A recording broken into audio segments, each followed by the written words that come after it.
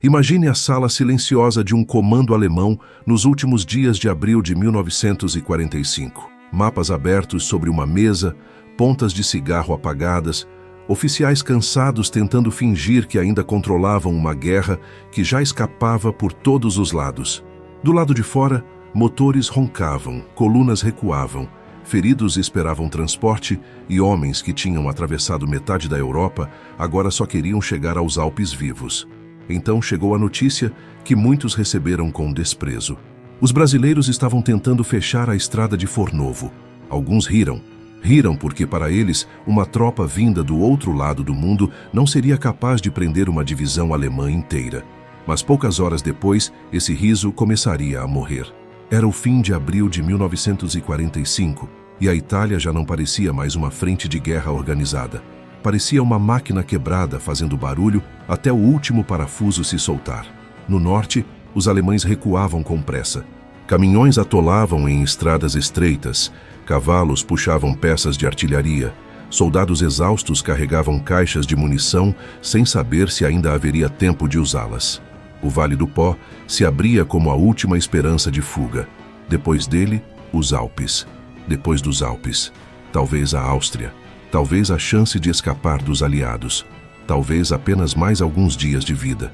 A 148ª Divisão de Infantaria Alemã ainda era uma força respeitável. Não era uma sombra qualquer perdida no caminho. Eram milhares de homens, muitos veteranos, muitos endurecidos por anos de campanha. Tinham artilharia, viaturas, armas pesadas, oficiais treinados e uma confiança antiga na própria superioridade. Mesmo desgastados, mesmo pressionados, ainda acreditavam que conseguiriam romper, escapar, reorganizar-se mais ao norte.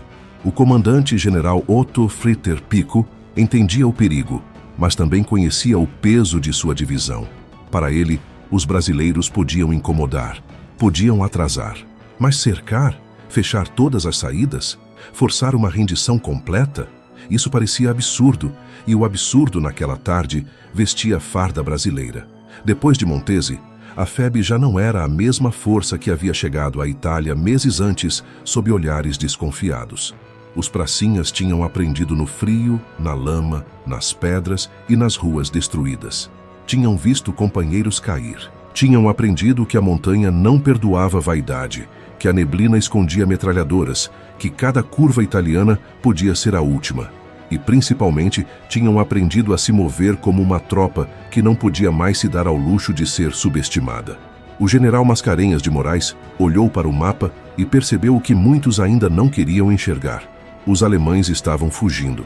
Mas uma fuga também tem lógica. Toda coluna precisa de estrada. Todo exército em retirada precisa de passagem. Todo homem desesperado por escapar procura o caminho que parece mais seguro. E ali, entre Coléquio e Fornovo de Taro, havia um gargalo, uma garganta estreita por onde a 148ª Divisão teria de passar se quisesse alcançar o norte. Perseguir os alemães por trás seria o movimento esperado. Seria empurrá-los, cansá-los, talvez capturar pequenos grupos, talvez trocar tiros em cada curva. Mas Mascarenhas viu outra possibilidade. Não correr atrás da presa, cortar a saída. Fechar a porta antes que ela chegasse. Era uma manobra simples no papel, mas perigosa no terreno. Exigia velocidade, decisão e coragem. Exigia deslocar homens por estradas ruins, em meio a uma guerra que terminava, mas ainda matava. Exigia que pequenas unidades brasileiras avançassem com agressividade suficiente para parecerem maiores do que eram.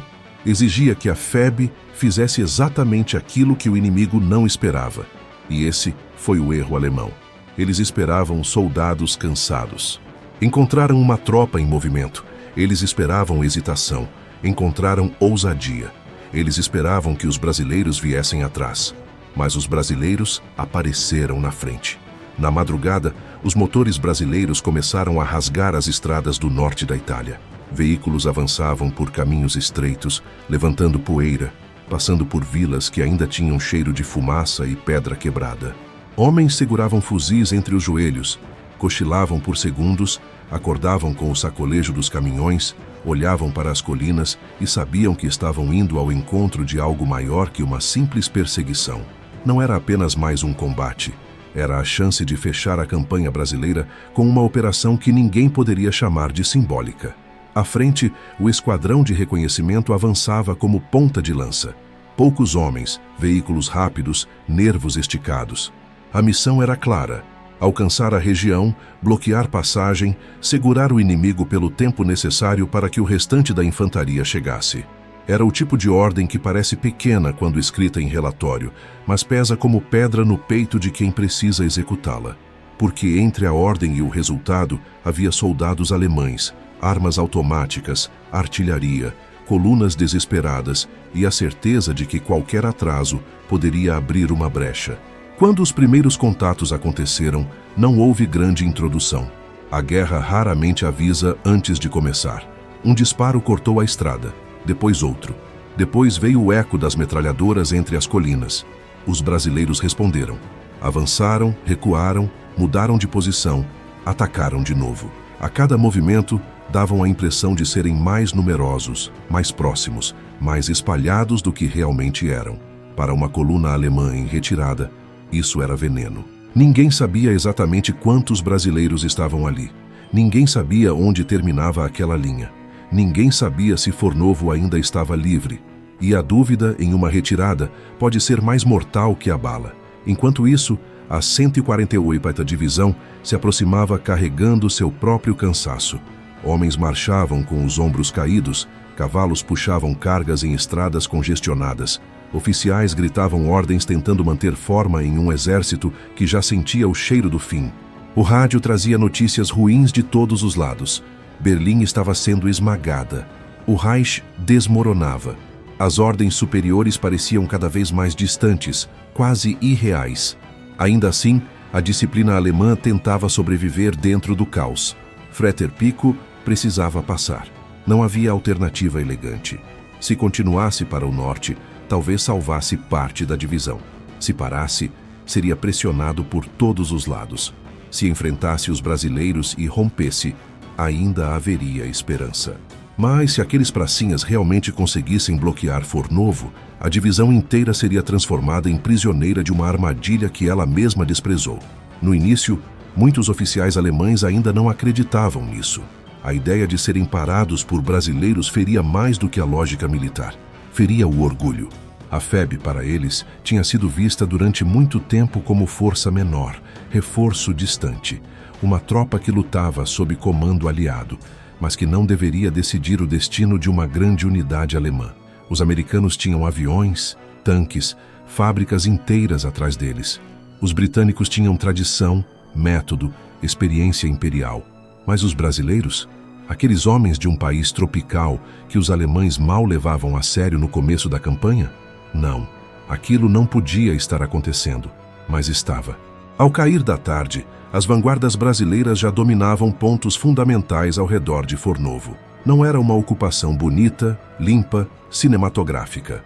Era trabalho militar duro, tomar altura, posicionar armas, escolher campos de fogo, cavacar abrigo, observar estradas, controlar pontes, preparar-se para o impacto de uma divisão inteira tentando escapar. Cada soldado brasileiro ali sabia que, se a linha quebrasse, os alemães passariam. E se passassem, o cerco viraria apenas uma tentativa corajosa esquecida no barulho final da guerra. O coronel Nelson de Mello e seus homens entendiam o peso daquela posição. Fornovo não era apenas uma cidade no mapa, era a chave de uma porta. E a FEB segurava a chave com mãos sujas de terra, fumaça e cansaço. Quando os alemães finalmente perceberam que a rota estava bloqueada, o ambiente dentro da 148ª Divisão mudou. A pressa virou tensão. A tensão virou irritação. A irritação virou medo. Oficiais corriam entre veículos.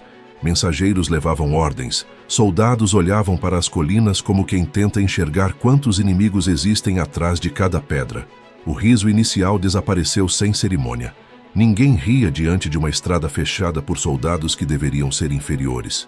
Fretter Pico reuniu informações, ouviu seus oficiais, avaliou mapas e entendeu a situação com a frieza de quem já havia visto guerras demais. Ao sul, a pressão aliada. Ao norte, brasileiros bloqueando a fuga. Nas laterais, terreno difícil, colinas, rios, estradas ruins, pouco espaço para manobra. Sua divisão tinha armas, sim. Tinha homens, sim. Mas tinha também um problema maior. Estava presa no momento mais perigoso de uma retirada. A solução parecia brutal e direta: romper o cerco. A 148ª Divisão ainda tinha força para tentar. Ainda havia artilharia. Ainda havia oficiais capazes de organizar ataques. Ainda havia soldados que obedeceriam ordens, mesmo sabendo que a guerra estava praticamente perdida. Então a decisão veio como uma pancada seca: atacar as posições brasileiras, abrir caminho, passar por Fornovo a qualquer custo. Nas linhas da FEB, a noite chegou carregada de espera.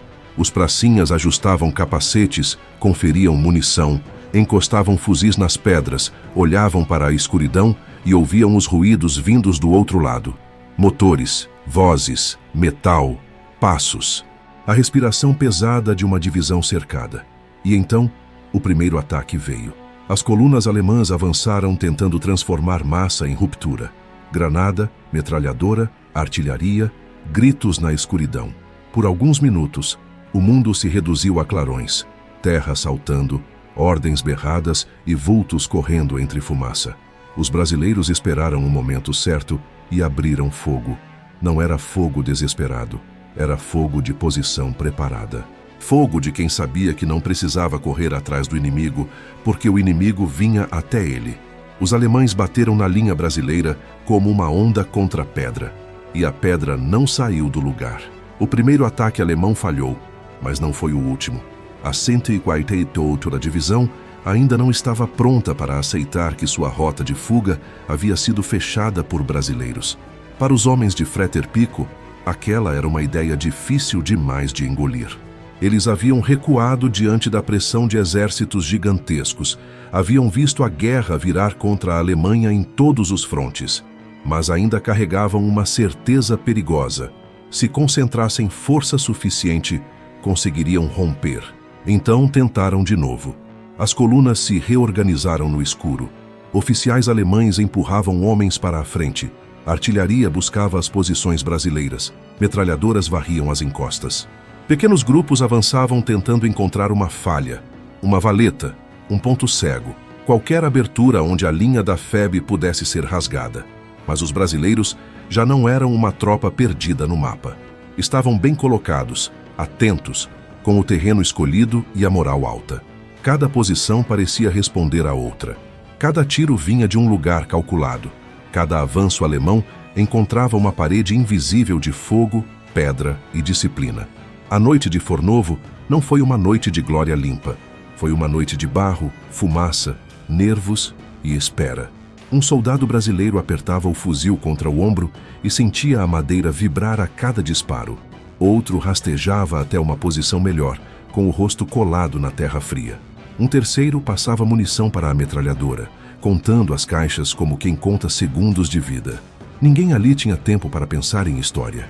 Ninguém pensava em monumentos, livros, discursos ou datas comemorativas. Pensavam apenas em segurar a estrada, segurar a linha, segurar a porta que os alemães precisavam atravessar. Do lado alemão, a situação começava a se deteriorar com uma velocidade cruel. Cada ataque gastava munição. Cada ataque deixava feridos.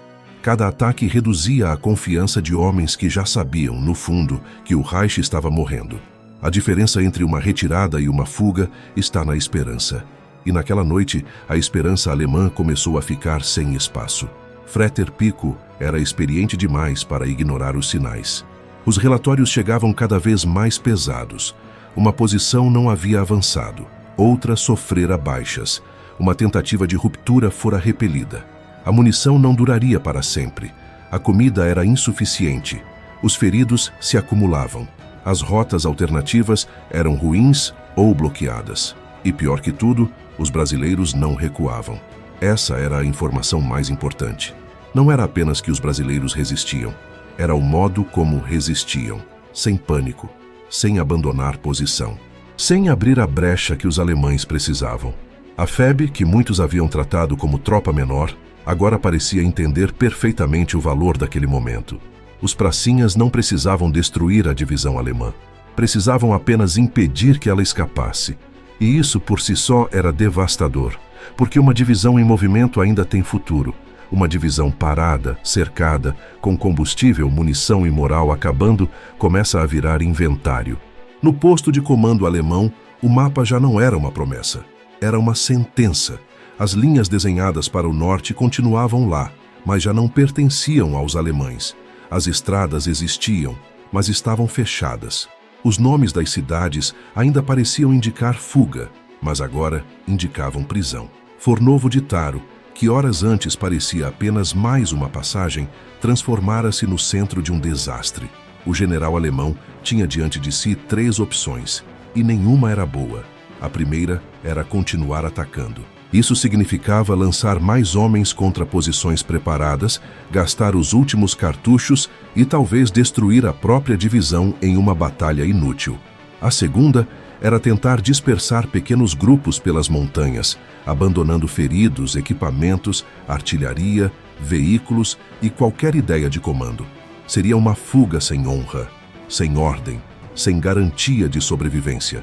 A terceira era render-se, a mais humilhante, a mais amarga, mas talvez a única que ainda preservasse milhares de vidas. Para um oficial alemão formado em uma cultura militar de obediência rígida, render uma divisão inteira era mais do que perder uma batalha. Era admitir diante do inimigo, diante dos próprios homens e diante da história que o cálculo havia acabado. Mas Fretter Pico sabia contar cadáveres antes que eles acontecessem. Sabia que insistir poderia transformar Fornovo em massacre. Sabia que Berlim já não podia salvá-lo. Sabia que a guerra para aqueles homens terminaria ali de um jeito ou de outro. Foi nesse momento que a arrogância deu lugar à realidade. A ordem foi preparada. Um emissário seria enviado. Bandeira branca. Contato com os brasileiros. Negociação de cessar-fogo. O homem escolhido carregaria não apenas um pano claro na escuridão, mas o peso de uma divisão inteira chegando ao fim. Quando o Major Kuhn atravessou as linhas alemãs, a noite parecia ainda mais silenciosa entre os disparos espaçados. Ele vinha acompanhado com postura de oficial, mas o rosto carregava cansaço de campanha longa demais. Não era um homem marchando para uma vitória diplomática. Era um soldado atravessando a fronteira entre a resistência e a rendição. A cada passo em direção às posições brasileiras, ficava para trás um pouco da ilusão de que a 148ª Divisão ainda controlava seu destino. Os sentinelas brasileiros perceberam o movimento. Vozes foram dadas. Armas se mantiveram prontas. Ninguém sabia se aquilo era truque, desespero ou rendição real. Em uma guerra, até uma bandeira branca precisa ser recebida com cautela. Mas o major avançou. Levava consigo a mensagem que encerraria a dúvida. Os brasileiros o conduziram até o comando. Havia ali uma cena que poucos poderiam imaginar semanas antes. Oficiais alemães, representantes de uma divisão veterana, pedindo abertura de negociação diante de brasileiros que haviam sido tratados como improváveis. O diálogo foi direto. Não havia espaço para teatro. Os alemães estavam cercados, com feridos sem atendimento adequado, munição escasseando, comida acabando e nenhuma rota segura de fuga. O major explicou o que Fretter Pico já havia entendido. A guerra estava perdida. Continuar lutando seria matar homens sem propósito. A 148ª Divisão queria render-se aos brasileiros. Essa frase tinha um peso que ultrapassava a noite de Fornovo. Render-se aos brasileiros, não aos americanos, não aos britânicos. Não a uma força gigantesca que todos esperavam ver no fim da estrada. Aos brasileiros, aos pracinhas, a tropa que o desprezo alemão havia colocado em posição secundária na própria imaginação. O coronel Nelson de Mello compreendeu imediatamente que aquele momento precisava ser tratado com inteligência e firmeza. Aceitar uma rendição dessa escala não era apenas receber homens desarmados. Era coordenar prisioneiros, feridos, armas, veículos, munição, oficiais, documentos, rotas, segurança. Era evitar confusão. Era impedir que grupos fanáticos tentassem continuar lutando. Era transformar uma vitória tática em um resultado militar completo. A mensagem subiu pela cadeia de comando até Mascarenhas de Moraes. Mascarenhas sabia o que aquilo significava. Não era uma pequena patrulha se entregando. Não era um grupo isolado sem munição. Era uma divisão inteira, uma formação alemã completa, com comandante, oficiais, soldados, equipamentos e história de combate. A FEB tinha diante de si a chance de encerrar sua campanha italiana com uma das rendições mais impressionantes daquele teatro de operações. Mas a resposta precisava ser clara: rendição incondicional, sem termos especiais, sem retirada honrosa com armas, sem exceções, sem truques. A divisão entregaria tudo: homens, armas, viaturas, cavalos, canhões, munições e suprimentos. O comando alemão teria de aceitar o fim completo de sua capacidade de combate.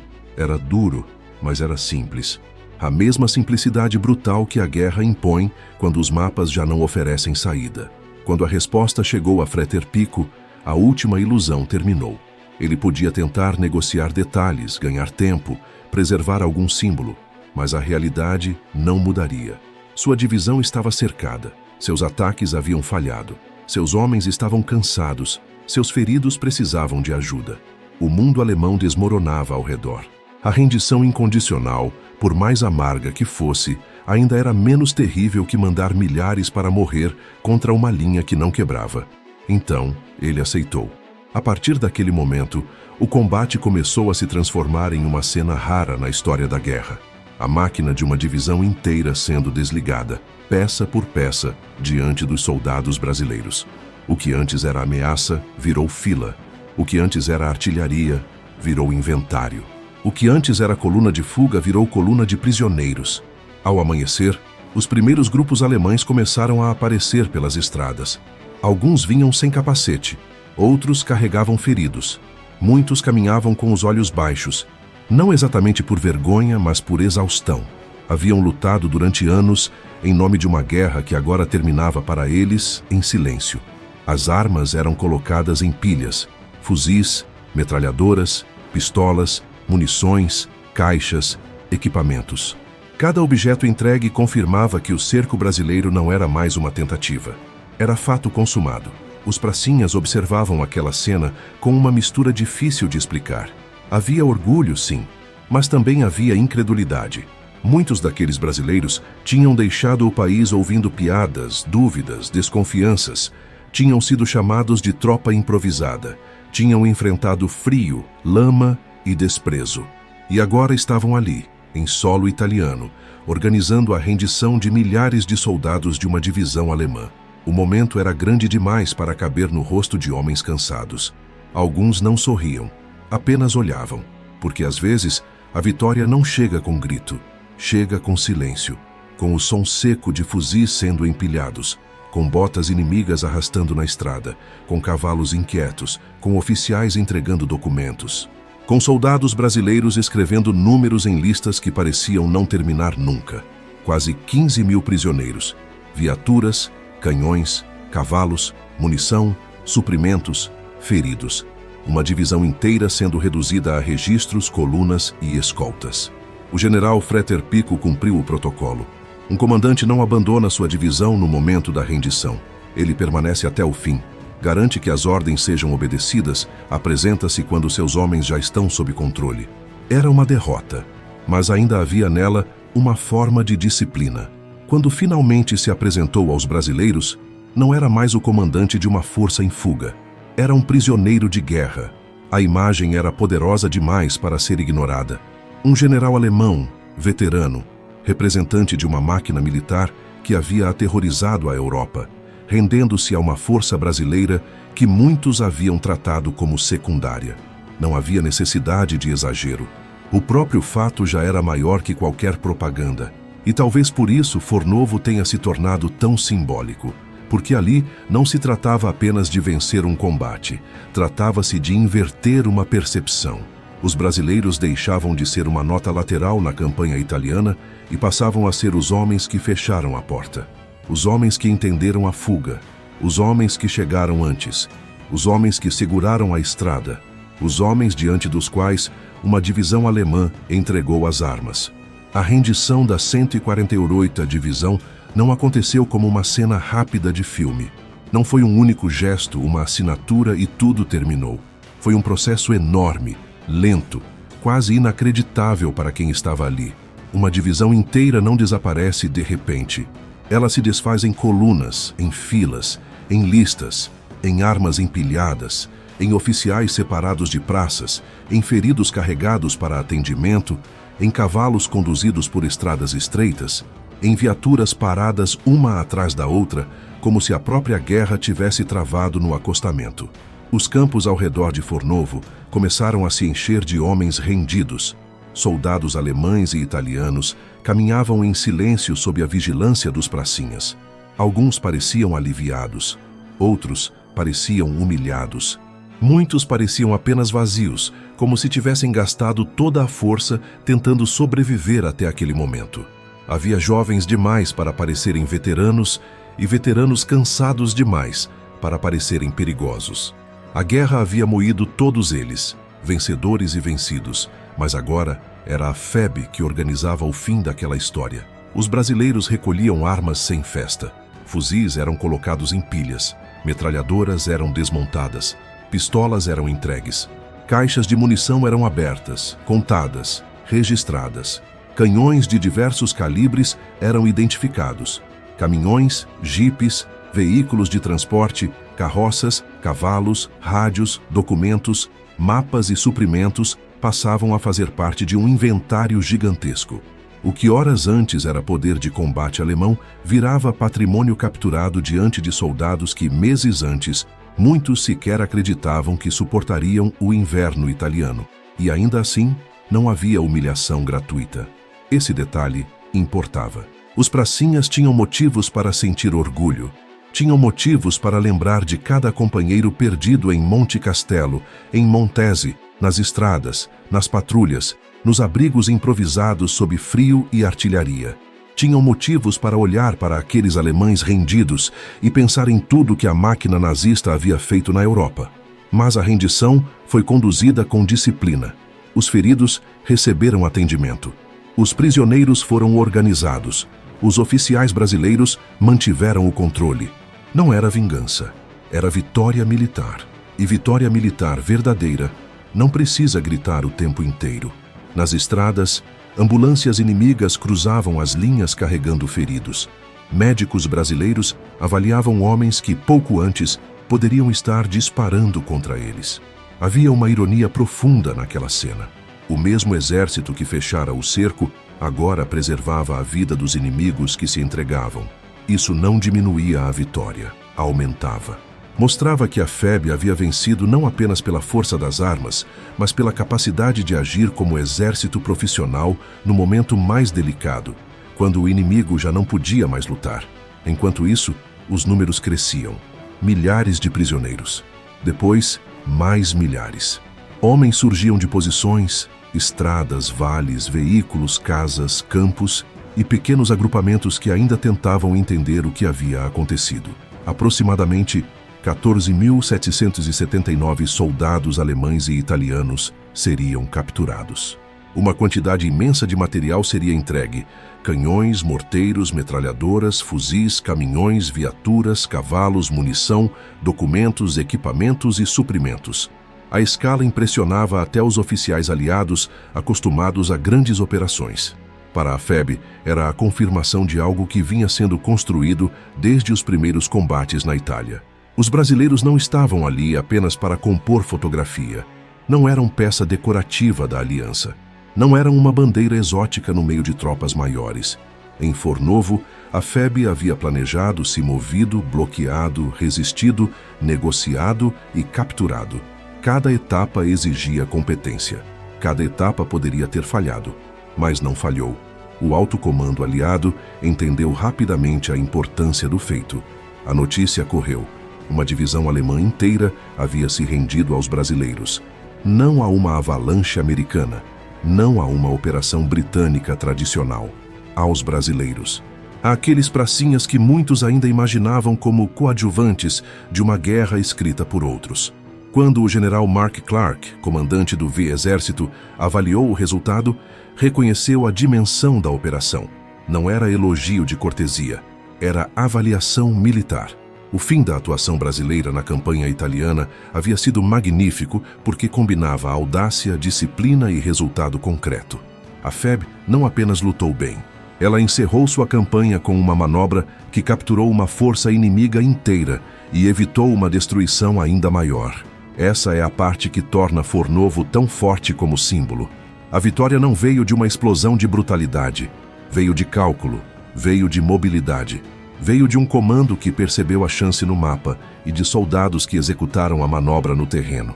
Veio de pequenos grupos avançando rápido, de unidades ocupando posições no momento certo, de linhas que resistiram aos ataques, de oficiais que entenderam quando negociar e quando exigir rendição total. Foi uma vitória de inteligência militar. E isso feriu profundamente a arrogância de quem havia rido. Porque ser derrotado por força esmagadora é uma coisa. Um exército pode dizer que foi vencido por números, tanques, aviões, toneladas de munição. Mas ser cercado por uma tropa subestimada é diferente. É ser derrotado primeiro na cabeça. É perceber que o erro começou antes do primeiro tiro, no instante em que o inimigo foi julgado pequeno demais para ser perigoso. Os alemães riram do cerco brasileiro porque não entenderam o que a FEB havia se tornado. Não entenderam Monte Castelo. Não entenderam Montese. Não entenderam que a tropa que chegou desacreditada aprendera rápido demais. Não entenderam que o brasileiro, quando colocado em terreno estranho, frio, perigoso e hostil, não virou peça quebrada, virou soldado adaptado. Fornovo foi a última resposta. Uma resposta sem discurso longo, sem necessidade de exagero. A resposta estava nas filas de prisioneiros, nas armas entregues, nos documentos assinados, nas colinas ocupadas, nas estradas fechadas. Estava no silêncio dos oficiais alemães diante dos brasileiros. Estava na imagem de Freder Pico deixando de ser comandante em retirada para se tornar prisioneiro de guerra. Mas também havia custo.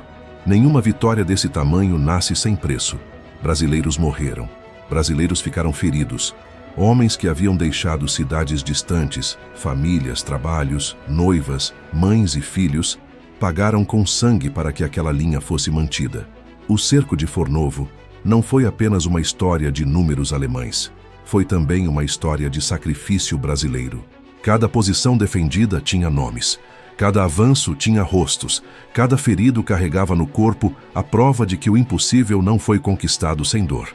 Por isso, quando se fala que a 148ª Divisão entregou as armas, é preciso lembrar de quem obrigou essa entrega a acontecer. Não foi sorte. Não foi apenas o colapso alemão. Foi a combinação entre o fim inevitável do Reich e a ação concreta de uma força brasileira que soube aproveitar o momento. A Alemanha estava perdendo a guerra, sim, mas uma divisão em retirada ainda podia escapar, reagrupar, prolongar combate, causar mortes, destruir estradas, abandonar feridos, espalhar caos. A FEB impediu isso, fechou a porta. E quando a porta se fechou, a história entrou.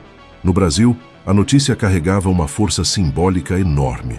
Um país que havia entrado tarde na guerra, muitas vezes questionado, muitas vezes visto como distante do centro das decisões mundiais, agora tinha um feito militar para apresentar. Não uma participação vaga. Não apenas boa vontade diplomática, um resultado objetivo, uma divisão alemã inteira rendida diante de tropas brasileiras. Para as famílias dos pracinhas, aquilo tinha outro peso. Não era apenas glória nacional, era prova de que os filhos enviados para tão longe não tinham sido sacrificados em vão. Era a confirmação de que aqueles jovens, muitos simples, muitos anônimos, muitos vindos de lugares que nunca apareceriam nos grandes jornais do mundo, tinham participado de algo real, grande e difícil de apagar. Na Itália, Fornovo também permaneceu. A cidade pequena, antes apenas parte de uma rota, transformou-se em lugar de memória. Ruas, monumentos, cerimônias, homenagens e encenações passariam a lembrar que ali, no fim de abril de 1945, soldados brasileiros fecharam o caminho de uma divisão em fuga. O tempo passaria, as testemunhas envelheceriam, os uniformes iriam para museus, as armas se calariam definitivamente, mas a lembrança continuaria em pedra, placa, fotografia e relato. Esse talvez seja o destino mais curioso de uma batalha. O barulho dura pouco, o eco dura décadas. E o eco de Fornovo diz algo muito simples. A FEB foi subestimada até o momento em que não podia mais ser ignorada. Os alemães que riram imaginavam estar diante de uma força secundária. Encontraram uma tropa que sabia onde posicionar suas linhas. Imaginaram que poderiam romper. Encontraram resistência. Imaginaram que os brasileiros hesitariam diante de uma divisão veterana. Encontraram homens firmes, comandantes atentos e uma operação bem conduzida. Imaginaram que Fornovo seria passagem. Virou prisão. A rendição da 148ª Divisão não transformou a FEB na maior força da Segunda Guerra. Não precisava. A importância do feito está justamente no contraste. Uma tropa relativamente pequena, enviada por um país distante, em uma campanha muitas vezes esquecida, executou uma manobra que entrou para a memória militar.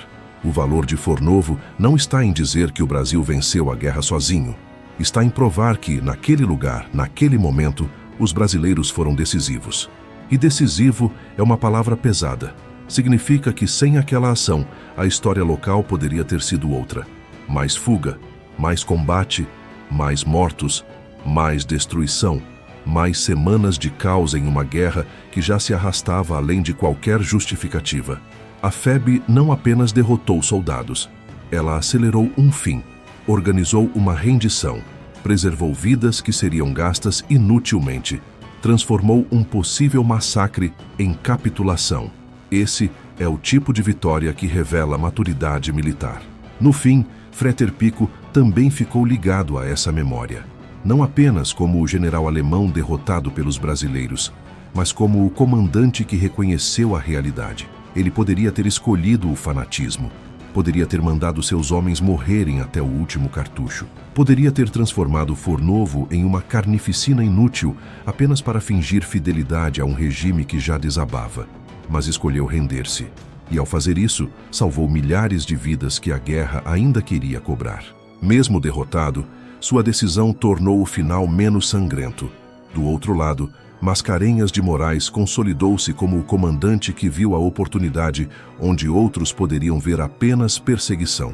Ele compreendeu que a retirada alemã era vulnerável, que o terreno oferecia uma chance, que a mobilidade podia vencer a massa, que a audácia calculada podia fazer mais que o avanço previsível. Fornovo foi seu golpe de mapa transformado em realidade por homens no terreno. E os pracinhas foram os braços dessa decisão. Foram eles que avançaram nas estradas. Foram eles que seguraram posições. Foram eles que receberam fogo alemão. Foram eles que viram a bandeira branca surgir. Foram eles que recolheram armas, contaram prisioneiros, escoltaram feridos e entenderam, talvez só anos depois, a dimensão do que tinham feito. Quando se olha para Fornovo hoje, não se vê apenas um episódio militar, vê-se uma lição. A arrogância falha quando confunde desconhecido com fraco. A disciplina vence quando transforma a oportunidade em ação. A coragem verdadeira não está só em atacar, mas em permanecer firme no ponto exato onde a história precisa que alguém permaneça. E a grandeza de um exército não se mede apenas pelo tamanho, mas pelo que ele consegue realizar quando ninguém espera nada dele. Por isso, o título ainda funciona. O dia em que os alemães riram do cerco brasileiro, porque esse riso existiu como símbolo de desprezo. E terminou diante de uma realidade impossível de negar. A 148ª Divisão entregou as armas em Fornovo, entregou seus fuzis, suas metralhadoras, seus canhões, suas viaturas, seus cavalos, seus documentos e sua liberdade. Entregou porque a estrada estava fechada, porque os ataques falharam, porque o comando alemão entendeu que continuar seria apenas morrer. E, acima de tudo, entregou porque os brasileiros fizeram o que os alemães acreditaram que eles não fariam. Chegaram antes, seguraram firme, fecharam o cerco. No silêncio depois da rendição, talvez alguns pracinhas tenham olhado para aquelas colunas intermináveis e pensado no caminho percorrido até ali. O Brasil distante, o oceano, a Itália destruída, o frio, a lama, a desconfiança, os mortos, as vitórias difíceis, a cobra fumando no ombro. Tudo parecia se juntar naquele instante, como se Fornovo fosse menos o fim de uma operação e mais a resposta final a todos que tinham duvidado. Os alemães riram. Mas foi a FEB que escreveu o último parágrafo. E enquanto Fornovo de Taro continuar lembrando aqueles dias de abril, Enquanto o Brasil continuar contando a história dos pracinhas, enquanto alguém olhar para a cobra fumando e entender o que ela representou, aquela rendição continuará dizendo a mesma coisa. Nunca subestime uma tropa que aprendeu a vencer no lugar onde todos esperavam que ela quebrasse.